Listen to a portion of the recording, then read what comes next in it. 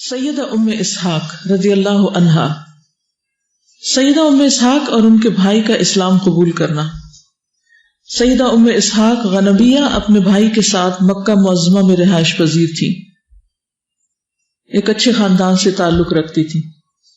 جب آفتاب اسلام طلوع ہوا اور اس کی کرنیں دار ارقم بن ابی ارقم تک پہنچی اور آفتاب اسلام کی کرنیں دروازوں کی درزوں کے راستے گھروں کے اندر داخل ہوئیں تو مکہ کے بیشتر باشندوں کے دلوں میں وہ جلوہ افروز ہو گئی، مگر جس کا تکبر، عناد اور ہٹ دھرمی آڑے آئی وہ زمین میں چدراہٹ، سرفرازی اور دنگا فساد چاہتا تھا۔ یہ دھنگا نہیں ہوتا، دنگا ہوتا، نون کے ساتھ ہوتا۔ وہ نہیں چاہتا تھا کہ براہ ہدایت پر گامزن ہو، وہ صرف اس نور سے محروم رہا۔ سیدہ ام اسحاق نے جو ہی نور اسلام کی واضح جھلک دیکھی اور اس کی دلکش آواز سنی تو انہوں نے اسلام کی آواز کو سننے کے لیے اپنے گھر کے سارے دروازے اور کھڑکیاں کھول دی، اور ان کا دل اسلام کی آواز سننے کی طرف فوری راغب ہوا اور دل سے ہر قسم کا خوف و خطرہ نکل گیا۔ انہوں نے اپنے رب سے ثابت قدمی کی التجا کی کہ اسے زندگی بھر اسلام کے ساتھ وابستہ رہنے کی توفیق عطا فرمائے۔ سیدہ ام اسحاق کے بھائی نے اپنی بہن کا دین کے حوالے سے بھرپور ساتھ دیا، وہ اپنی ہمشیرہ کا بہترین معاون ثابت ہوا۔ سیدہ ام اسحاق کو یہ چیز بہت بری لگی کہ اس کا خامد اسلام کے مخالفین کے ساتھ کھڑا ہے، وہ مشرکین کے نرغے میں شرک کی دلدل میں پھنسا ہوا ہے۔ وہ اپنی بیوی سیدہ ام اسحاق اور اس کے بھائی کو مسلسل دھمکیاں دینے لگا، جو ان دونوں کی مدد کرتا اور ان کو برے انجام سے ڈرانے لگا۔ خامد کی اس بھٹ دھرمی کی بنا پر سیدہ ام اسحاق نے اپنے بھائی کے ساتھ مدینہ منورہ کی طرف ہجرت کرنے کا منصوبہ بنایا، اور اس بات پر دونوں نے اتفاق کیا کہ سیدہ ام اسحاق کے خامد کو اس کا پتہ نہ چلے اور وہ چپکے سے یہاں سے مدینہ منورہ کی طرف نکل جائیں۔ وہ دونوں منصوبے کے مطابق چپکے سے روانہ ہوئے، ام اسحاق کے خامد کو پتہ بھی نہ چلا۔ جب انہوں نے کچھ راستہ طے کر لیا تو سیدہ ام اسحاق کے بھائی نے ہمشیرہ کی طرف دیکھتے ہوئے کہا، اے ام اسحاق، تم یہاں میرا انتظار کرنا، میں مکہ میں اپنا مال بھول آیا ہوں، وہ مال لے کر جلد ہی آپ کے پاس دوبارہ پہنچ جاؤں گا۔ ام اسحاق کے دل میں اپنے فاسق اور ظالم خامند کی طرف سے کھٹکا محسوس ہوا، لیکن انہوں نے اپنے دل کو تسلی دی کہ کوئی بات نہیں، جلد ہی میرا بھائی میرے پاس پہنچ جائے گا۔ سیدہ ام اسحاق کو وہاں ٹھہرے ہوئے خاصا وقت گزر گیا۔ اس نے سوچا اتنی دیر میں بھائی کو پہنچ جانا چاہیے تھا، اللہ خیر کرے۔ وہ انہی سوچوں میں حیران و پریشان تھی کہ وہاں سے ایک مسافر کا گزر ہوا۔ اس نے قریب آ کر پوچھا، اے ام اسحاق، یہاں کس کا انتظار کر رہی ہوں؟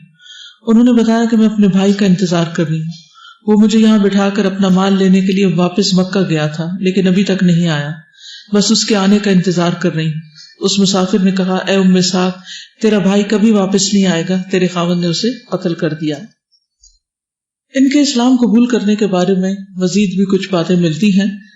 کہتے ہیں کہ ابتداء میں ان کے قبول اسلام کا کسی کو پتہ نہیں چلا، یعنی خاموشی کے ساتھ انہوں نے اسلام کو چھپا کر رکھا۔ ایک روز اپنے کمرے میں لیٹی ہوئی تھی اور آہستہ آہستہ کچھ پڑھ رہی تھی۔ ان کے پڑھنے کی آواز والد کے کانوں سے ٹکرائی، وہ بیدار ہوا اور کان ان کی طرف لگا دیے۔ کچھ دیر تو چپ چاپ سنتا رہا، لیکن تھوڑی دیر کے بعد اٹھ کر بیٹھ گیا اور بیٹی کو آواز دی، مگر کوئی جواب نہ آیا۔ اب باپ غصے سے بےتاب ہو گیا اور بیٹی سے کہا، ام اسحاق، ابھی ابھی تم یہ کیا پڑھ رہی تھی؟ کیا وہی جو یہاں محمد صلی اللہ علیہ وسلم پڑھا کرتے تھے، جس کی پاداش میں انہیں اپنے آبائی وطن اور خاندانی مکانات سے نکلنا پڑا، یعنی اس وجہ سے انہیں ہجرت کرنی پڑی، یعنی کہ محمد صلی اللہ علیہ وسلم کو نکلنا پڑا، اس کی بات ہو رہی؟ تم نہیں جانتی کہ انہیں اور ان کے ساتھیوں کو اس کے کس درجہ خوفناک نتائج بھگتنا پڑے ہیں؟ انہیں اپنی جائیدادوں سے دستکش ہونا پڑا، اپنے اقربا سے جدائی اختیار کرنی پڑی، دوسری جگہ جا کر پناہ لینی پڑی۔ تم اس کی تابعداری کر کے مجھے بدنام کرنا چاہتی ہو؟ جیسے عام طور پر ہوتا ہے کہ جب بچے دین کی طرف آتے ہیں تو والدین کو بعض اوقات اچھا نہیں لگتا، تو وہ ان کو دین کی طرف آنے کے نقصانات سے ڈراتے ہیں کہ تم دنیا میں اکیلے رہ جاؤ گے، مولوی بن جاؤ گے، پھر کوئی نہیں تمہیں پوچھے گا۔ لڑکیوں کو کس سے ڈراتے ہیں؟ تمہاری شادی نہیں ہوگی۔ میں ہمیشہ کہتی ہوں کہ جو لڑکیاں دین کی طرف نہیں ہیں، کیا ان سب کی شادی ہو گئی ہے؟ اگر دین ہی شادی میں رکاوٹ ہے تو پھر ان سب کی تو ہو ہی جانی چاہیے تھی۔ تو انہوں نے کہا کہ اگر تم اس سے باز نہ آئی اور محمد صلی اللہ علیہ وسلم کی اطاعت سے کنارہ کشی اختیار نہ کی تو میری برادری اور اہل شہر مجھے رسوا کر دیں گے۔ بعض اوقات بے عزتی کا بھی، انا کا مسئلہ بھی ہوتا ہے۔ باپ نے سلسلہ کلام جاری رکھا، مگر بیٹی بالکل خاموش رہی۔ باپ نے یہ سمجھ کر کہ بیٹی نافرمانی کی مرتکب ہو رہی اور میری بات کو نظر انداز کری، مزید خفگی کا اظہار کیا اور کہا، یاد رکھو، میں برادری میں ذلیل نہیں ہو سکتا، میں باہمیت اور باغیرت آدمی ہوں اور لوگوں میں مجھے عزت کی نظر سے دیکھا جاتا ہے. آج تک کسی معاملے میں کسی کو مجھ سے شکایت کا موقع نہیں ملا. میں نے جن اصولوں کو اپنایا انہیں کبھی ترک نہیں کیا. میری زندگی آئینے کی طرح صاف ہے اور اس سلسلے میں مجھے خاص مقام حاصل ہے. آج تم میری عزت خاک میں ملا رہی ہو اور شہرت کو داغدار کرنے کے درپے ہو. اب دیکھیے کہ ایک باپ کے منہ سے جب بیٹی ایسی باتیں سنے تو بیٹی کا دل کیسے ہو جاتا ہے, کیسے ہو جاتا ہے. کبھی آپ کو والد اپنی نیک نامی کا واسطہ دے رہے ہوں اور اپنی عزت کا اور خاندانی وقار کا اور ان سب چیزوں کا, تو آپ کہیں گے کہ میں سب کچھ چھوڑ دیتی ہوں اور باپ کی بات مان لیتی ہوں. یعنی ایموشنل بلیک میلنگ ہوتی ہے نا. لیکن آپ سوچئے کہ ان کے دل میں ایمان اس طرح جم گیا تھا کہ انہوں نے ان سب ایموشنل بلیک میلنگ کو کوئی اہمیت نہیں دی. تو اس نے کہا کہ بہتر یہ ہے کہ اس نئے دین کو, جس کا ہمارے آباء و اجداد کے دین اور طرز عمل سے کوئی تعلق نہیں, اس کو چھوڑ دو, ورنہ میں تمہیں سنگین سزا دوں گا, ایسی اذیتیں پہنچاؤں گا جن کا تم تصور بھی نہیں کر سکتی. میں جس چیز کو صحیح سمجھتا ہوں اس پر عمل کرنے کے بارے میں بہت سخت ہوں, اور جسے اپنے نقطہ نظر سے غلط سمجھتا ہوں اسے حقارت سے ٹھکرا دیتا ہوں. اس ضمن میں کسی کی پسند ہو یا ناپسند میرے نزدیک کوئی اہمیت نہیں رکھتی. اپنے آباء و اجداد کے دین کی روشنی میں میرے کچھ اصول ہیں جو میں نے اختیار کر رکھے ہیں. اگر اس راہ میں کوئی رکاوٹ حائل ہوگی تو میں اسے دور کروں گا. باپ کے ان آخری فکروں نے بیٹی کو چونکا دیا. وہ باپ کی تقریر کا جواب دینے پر مجبور ہو گئی. اسلام کی دولت سے بہرہور بیٹی نے سراپا نیاز ہو کر کہا, آپ میرے لیے واجب التکریم ہیں. اب دیکھیے یہاں آپ سب کے سیکھنے کے لیے بہت بڑی چیز ہے کہ جب کوئی بڑا, ابھی پیچھے ہم نے کیا پڑھا, بڑوں کی رسپیکٹ ضروری ہے, لیکن رسپیکٹ کا مطلب کیا ہے کہ آواز اونچی نہیں کرنا, بدتمیزی سے بات نہیں کرنا, لیکن حق بات بیان کرنا. تو اب آپ دیکھیے کہ جب کوئی آپ سے کہے کہ تم بہت بدتمیز ہو گئی ہو اور ہمارے طریقے چھوڑ دیے ہیں, اور مثلاً وہابی ہو گئی ہو یا کوئی اور اس طرح کے الزامات جو عام طور پر دیے جاتے ہیں جب انسان قرآن و سنت کو فالو کرنے لگتا ہے, تو ایسی صورت میں جواباً کوئی بھی بدتمیزی نہیں کرنی, کوئی بد اخلاقی نہیں برتنی, کوئی شاؤٹنگ اور لاؤڈ ٹاکنگ نہیں ہوگی, بلکہ ام اسحاق کا یہ طرز عمل اختیار کیا جائے گا کہ آپ میرے والد ہیں اور آپ کی عزت مجھ پہ لازم ہے, اور اس لیے کہ میرے مذہب کا یہ حکم ہے, مجھے دین نے یہی سکھایا ہے کہ میں آپ کی عزت کروں. تو اس سے دین کی وقت دوسروں کی نگاہ میں بڑھے گی نا.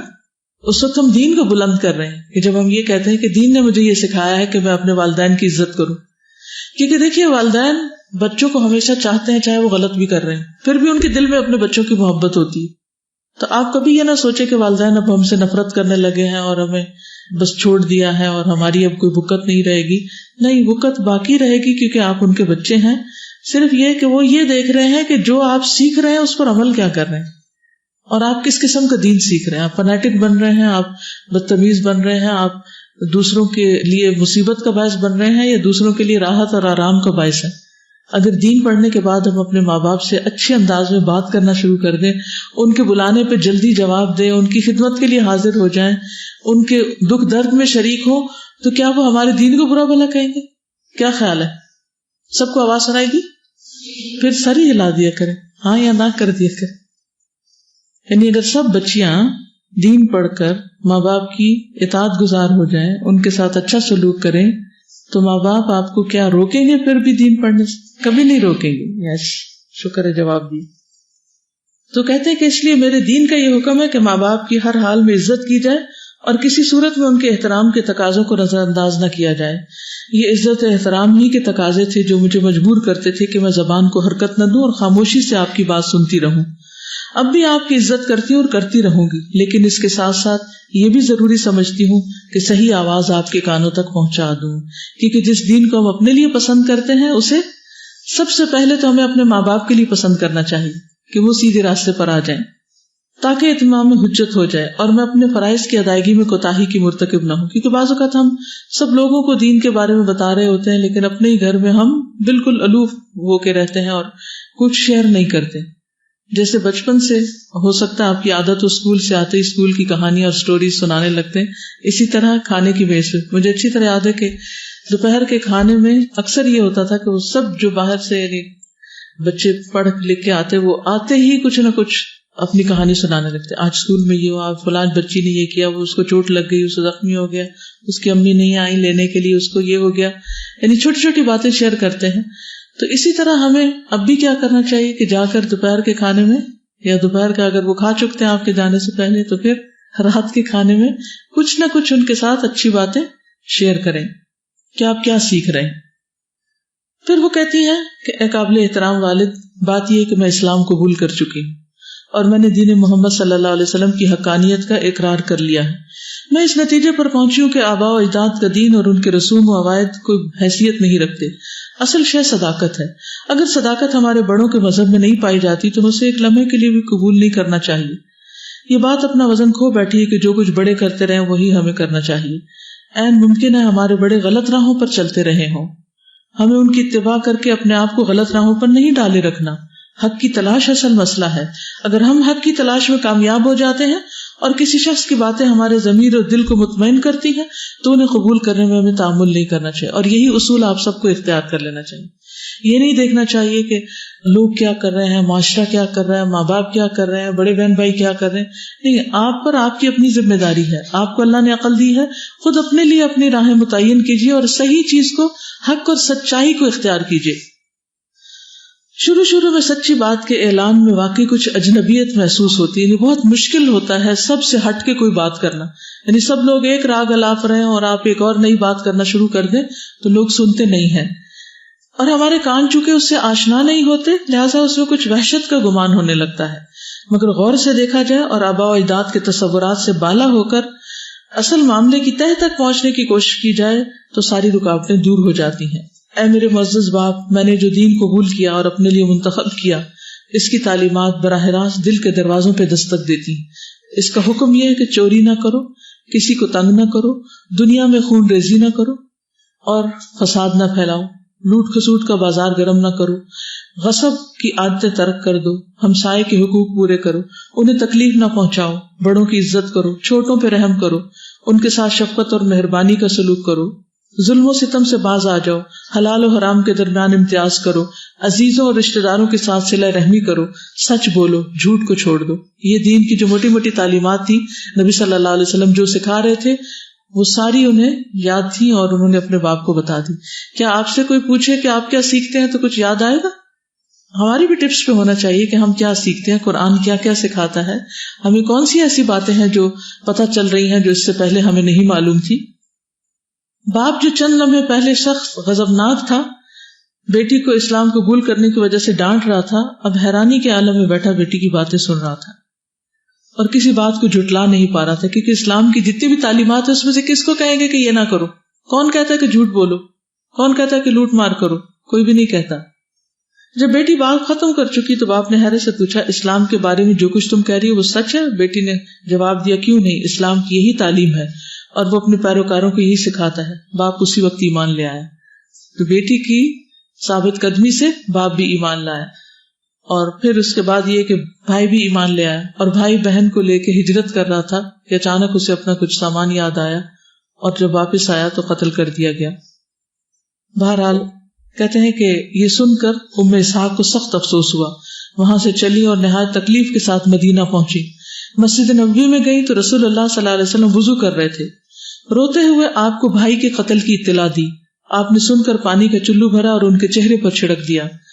ام حکیم بیان کرتی ہیں اس واقعے کے بعد ام اسحاق کو ایسی تسکین حاصل ہوئی کہ ان پر کوئی بڑی سے بڑی مصیبت بھی پڑتی تو وہ روتی نہیں تھی. اللہ نے ان کو صبر دے دیا. آپ بھی آزمائیں. جب کوئی آپ کو ستائے، پریشان کرے، آپ کو رونا آ رہا ہو تو آپ رو لیں، لیکن واش روم میں جا کر خوب چہرے پہ پانی ڈالیں. آنسو اور پانی کٹھے ساتھ اتریں گے تو سارا غم دھل جائے گا. ایک بہت اچھی تدبیر ہے، بجائے اس کے کہ لوگوں کے پاس جا کر روئیں، اکیلے میں روئیں اور پانی سے مدد دیں، کیونکہ پانی کا علاج ہے. سیدہ ام اسحاق رسول اللہ صلی اللہ علیہ وسلم کی زیارت کے لیے اکثر اور بیشتر آپ کی خدمت میں حاضری دیا کرتی تھی.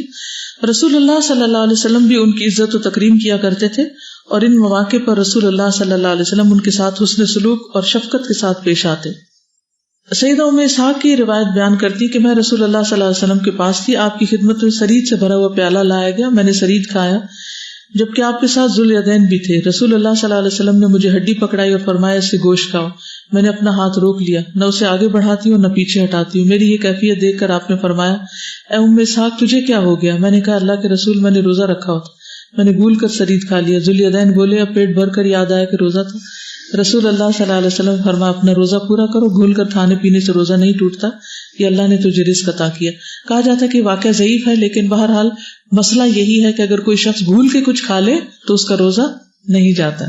اللہ سبحانہ وتعالیٰ سیدہ ام اسحاق پر اپنی رحمت کی برکھا برسائے. انہوں نے رسول اللہ صلی اللہ علیہ وسلم کی اس حدیث سے امت کو باخبر کیا جس میں رسول اللہ صلی اللہ علیہ وسلم نے فرمایا کہ بھول کر کھانے پینے سے روزہ نہیں ٹوٹتا, اس کا کوئی کفارہ ہے نہ قضا, قضا بھی نہیں ہوتی ایسے روزے کی. حکم یہی ہے. بہرحال واقعہ ضعیف ہے لیکن حکم درست ہے.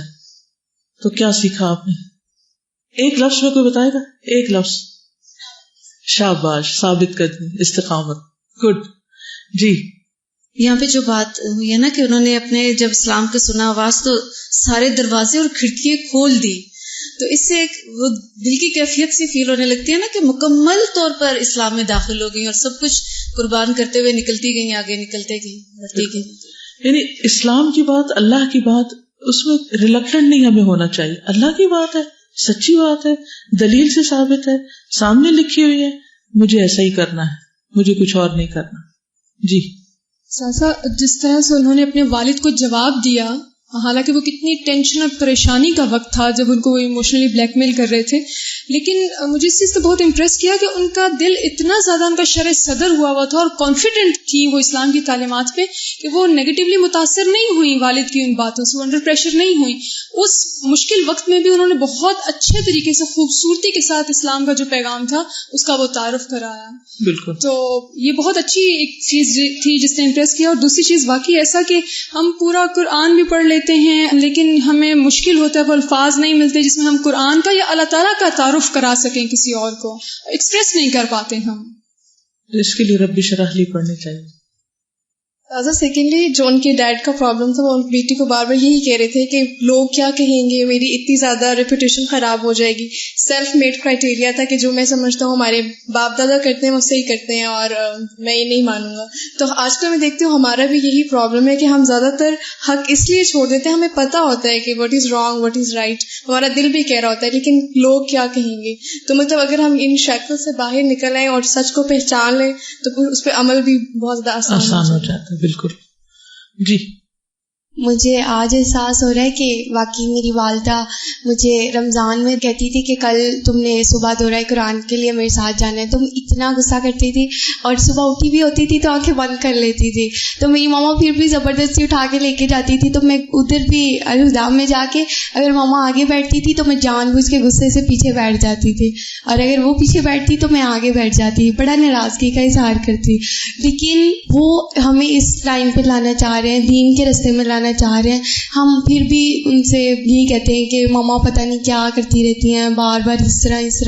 لیکن اس دور میں حالات اتنے تنگ تھے, بہت مشکلات تھیں, لیکن پھر بھی جو عورتیں تھیں ان لوگوں نے کافی ثابت قدمی سے اپنے ایمان پہ پختہ رہیں, اور کسی بھی حالات میں انہوں نے اپنا دین نہیں چھوڑا, ایمان نہیں چھوڑا, بلکہ انہوں نے کافی صبر کے ساتھ اپنے ایمان کو لے کے اور آگے تبلیغ کرتی رہی.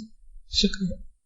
السلام علیکم استاذہ, میں یہ کہنا چاہ رہی تھی کہ بعض اوقات ہمارے پاس جیسے ہم نے قرآن پڑھ لیا تو کچھ باتیں ہمیں پتہ ہوتی ہیں لیکن ہمیں سمجھ نہیں آ رہی ہوتی کہ ہم کیسے دوسرے کو بتائیں. ہمیں یعنی اعتماد بھی ہوتا ہے, دوسرے کو بتا بھی سکتے ہیں, لیکن مجھے جو بات سمجھ آ رہی ہے کہ حکمت, کہ اگر ہم اللہ تعالیٰ سے حکمت کی زیادہ دعا کریں تو اس ٹائم پہ کہ کیا کیا باتیں میں نے کس انداز میں کیسے دوسرے کو بتانی ہے, کہ وہ بڑا ہے تو اس کو کیسے بتانی ہے, چھوٹا ہے تو اس کو کیسے بتانی ہے. تو اگر ہم اللہ تعالیٰ سے حکمت مانگیں, خاص طور پر جو ہم لوگ قرآن پڑھ چکے ہیں, تو ہم اگلے کو بات بہت اچھی طریقے سے بتا سکتے ہیں. بالکل. میں نے یہ سیکھا کہ جو بھی آپ کو اپوز کرے تو اس کے جواب میں ہمیں اپنے اخلاق کو اپنے ہاتھ سے نہیں جانے دینا چاہیے. اتنی بڑی بڑی باتیں سننے کو ملتی ہیں, لیکن جو قرآن اگر پڑھ لیا ہم نے اور سب سے بہترین چیزیں سیکھتے ہیں, اخلاق ہی سیکھ رہے ہیں, صبر ہی سیکھ رہے ہیں. اگر اس وقت ہم اس پہ اپنے اوپر قابو کر لیں گے تو وہی آپ کا ہتھیار بنے گا, وہی خاموشی, وہی ادب, وہی اخلاق آپ کا ہتھیار بنے گا. تو مجھے یہی سمجھ لگی کہ اخلاق کو ہاتھ سے نہیں جانے دینا. Assalamu alaikum. What I learned is that sometimes difficult parents can be a blessing for us. I can relate to it because when I started practicing, my dad used to be like, fun میں ایسی مذاق میں used to be like, میری بیٹی نے نیا اسلام قبول کیا ہے. تو کوئی بھی گھر میں آتا تھا, used to say that. تو I used to get hurt but then I listen the lecture جس میں نے یہی کہا کہ پیرنٹس یوز ٹو ٹیسٹ اس کہ ہم جو سیکھ رہے ہیں اس پہ ہم کتنا پیشنٹ رہتے ہیں. کیونکہ لیٹر آئی اسٹارٹڈ ریئلائزنگ کہ بابا جو ہے وہ نماز بھی پڑھنے لگ گئے, ہی ڈڈنٹ یوز ٹو پرے, پھر وہ بعد میں نماز پڑھنے لگ گئے, اور پھر جب بھی ان کو کوئی پرابلم ہوتا تھا تو وہ مجھ سے آ کے پوچھتے تھے اچھا بتاؤ اس میں کیا ہوتا ہے. تو مجھے ریئلائز ہوا کہ دل میں ہی از پراؤڈ آف اٹ بٹ اوپر سے ہی از ٹیسٹنگ می کہ میں کتنی پیشنٹ ہو رہی ہوں, کیا چینجنگ آ رہی ہے. شروع میں آئی یوز ٹو میں تھوڑی وہ ہو جاتی تھی, ہارش ہو جاتی تھی کہ کیا مطلب ہے میں اسلام اگر فالو کر رہی ہوں تو یہ بھی نہیں کر سکتی وہ بھی نہیں کر سکتی. بٹ دین آئی ریئلائز کہ وہ مجھے صرف ٹیسٹ کر رہے ہوتے ہیں. Assalamu alaikum. One thing that I think I learned from this is that once you reach a level of taqwa, then Allah Ta'ala gives you so much sabr that you just feel like, okay, you know what, Allah knows, He will help me through it, He will get me out of it. Yes. So I think Ishaq also, she had such a level of taqwa and such a level of patience in her that she accepted the reality and she was like, you know what, Father, you're right, you're fine, you're right on your path, but let me explain to you what Islam is. She was very patient about it, and I think that only comes once you reach a level of taqwa. And so yeah, alhamdulillah. And you are sure what you believe in. السلام علیکم. مجھے بہت شوق تھا کہ میں فرحت ہاشمی کو دیکھوں, آج میرا شوق پورا ہو گیا. ان کی آواز جو ہے نا کانوں میں رس گھولتی ہے, اور نہ بھی کوئی سنتا ہوا وہ سنتا ہے. اور بہت اللہ تعالیٰ آپ کو اور بھی کامیابی دے, اللہ دنیا اور آخرت کی کامیابی دے آپ کو. کوئی غلطی بھی ہو جائے تو اللہ تعالیٰ آپ کو معاف کرے, اور بہت اسلام کا کام کر رہی ہیں. اللہ تعالیٰ آپ کے درجات بلند کرے, آپ سب کے بھی جمیعاً انشاءاللہ. جزاکم اللہ خیرا. سبحانک اللہم و بحمدک اشہد ان لا الہ الا انت استغفرک و اتوب الیک.